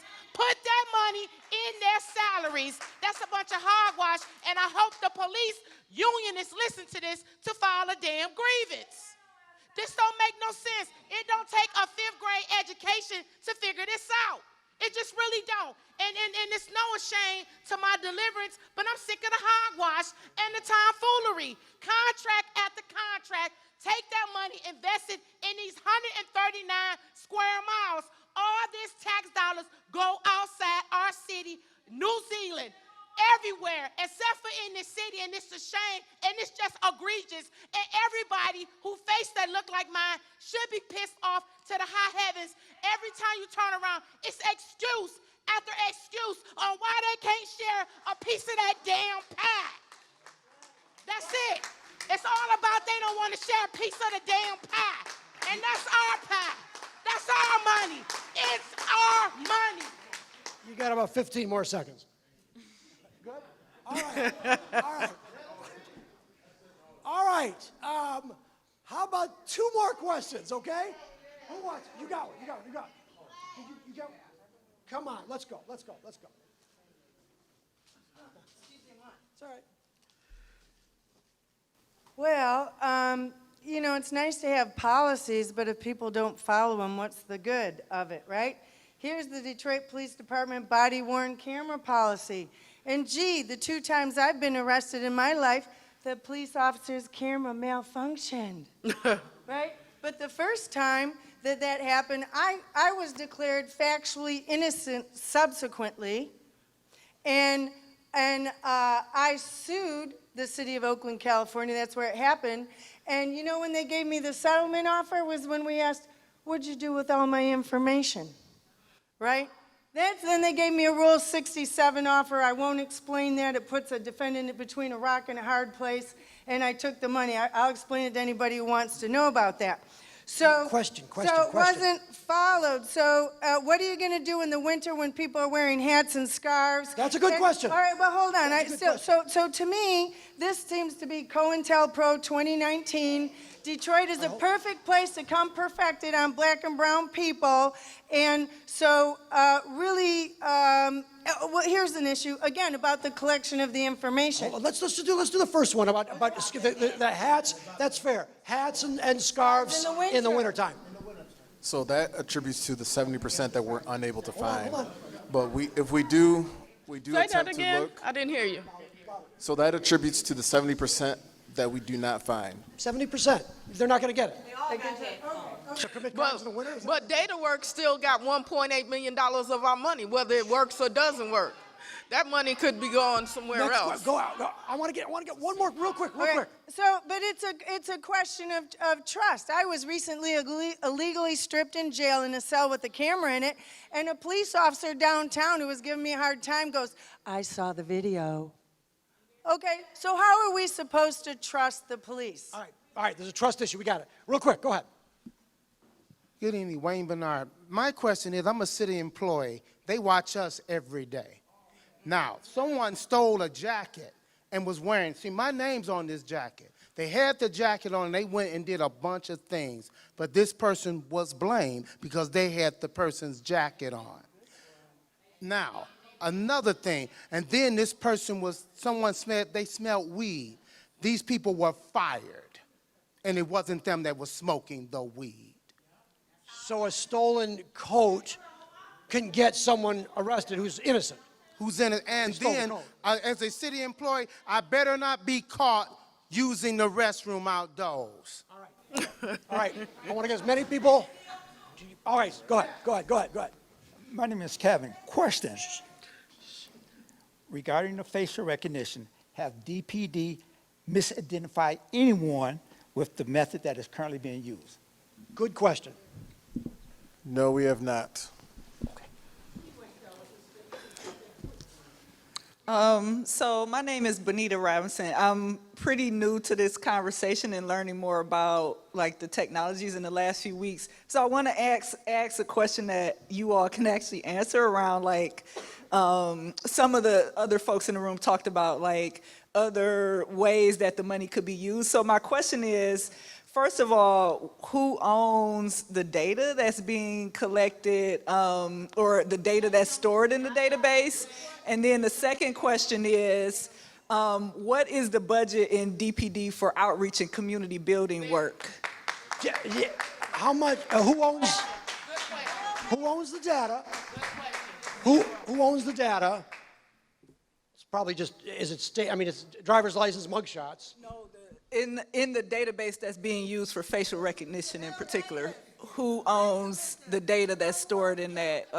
So the mugshots are owned by the state of Michigan, and we have access to it. The images that we put into the software, we have that on our servers. So DPD owns the data that's being stored in this database, is that? The ones that we're using as a probe image, we have that.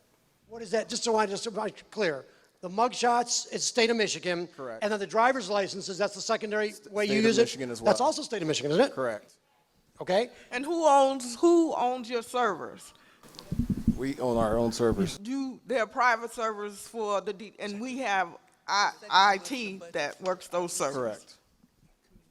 Do you guys know the outreach for the community? Was it community There is policing? a significant outreach program through our neighborhood police officers. Deputy Chief Bettison is here. I don't have your budgetary numbers with me. If you know off the top of your head, Do you know it? answer that? Do you know it, Deputy Chief?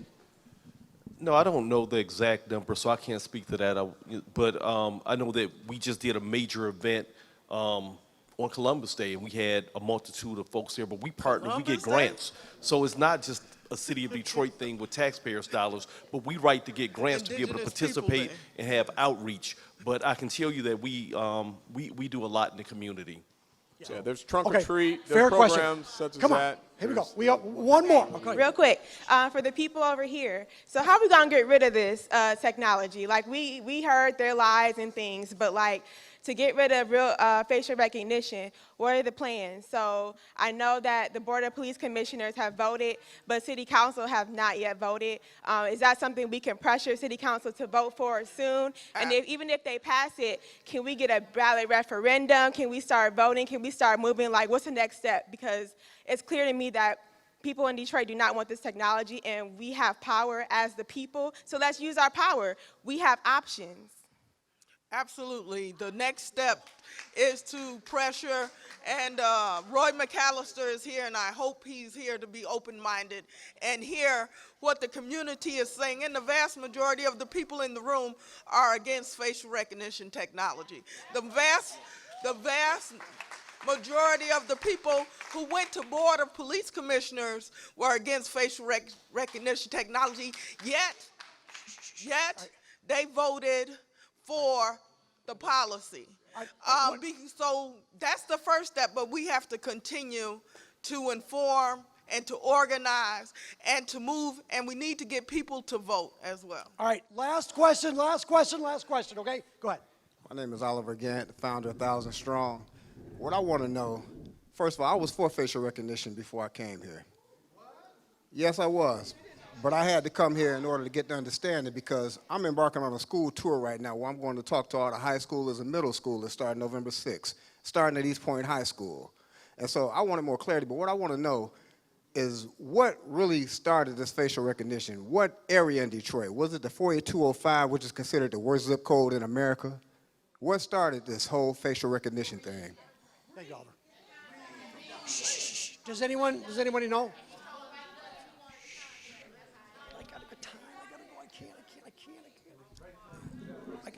One more or no? One more or no? I can't say for sure, but based on Charlie, do we want to answer? what seem to be the origins of Project Greenlight are actually rooted in the private sector, so I would imagine the use of facial recognition technology would be the same.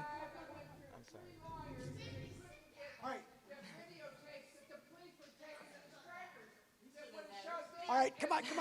All right. I think, Councilman, I think it's 8 o'clock. It's 8 o'clock, and I want these two Yes. to make the last response. I want these two to make the last response. This has been a great conversation tonight.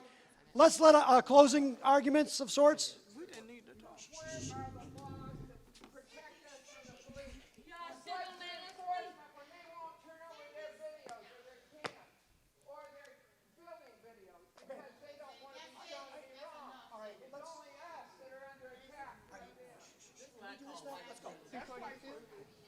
Councilman.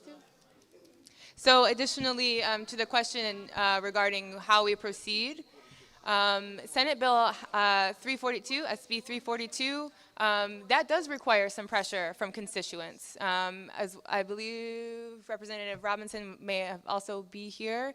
So there are plays at multiple levels of our legislative government that require phone calls and emails from all of you, as does, of course, our local city council members. So as was said, we need to continue these conversations, and we need to keep an eye on what's happening, particularly with Senate Bill 342.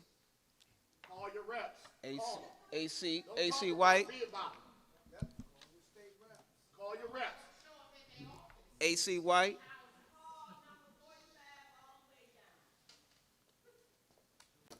The question that was asked is what started facial recognition. It did not start in one zip code.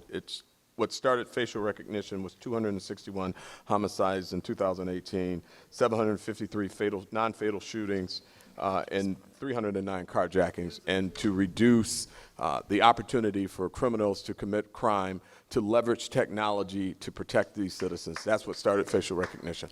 Ladies and gentlemen, with that, give this panel, both sides, a round of applause, please. To Charlie Langton, thank you so much for moderating. You did an excellent job. Dr. Claire, thank you so very much. Thank each and every one of you so very much, and we appreciate you coming out. Thank you so much. Be safe going in, and good night. Thank you for watching the Facial Recognition Technology Forum. We had outstanding panelists on both sides of this issue. Hopefully they have presented you with information that will help you understand and learn what are the issues regarding facial recognition technology. Thank you again for watching, and may God bless you.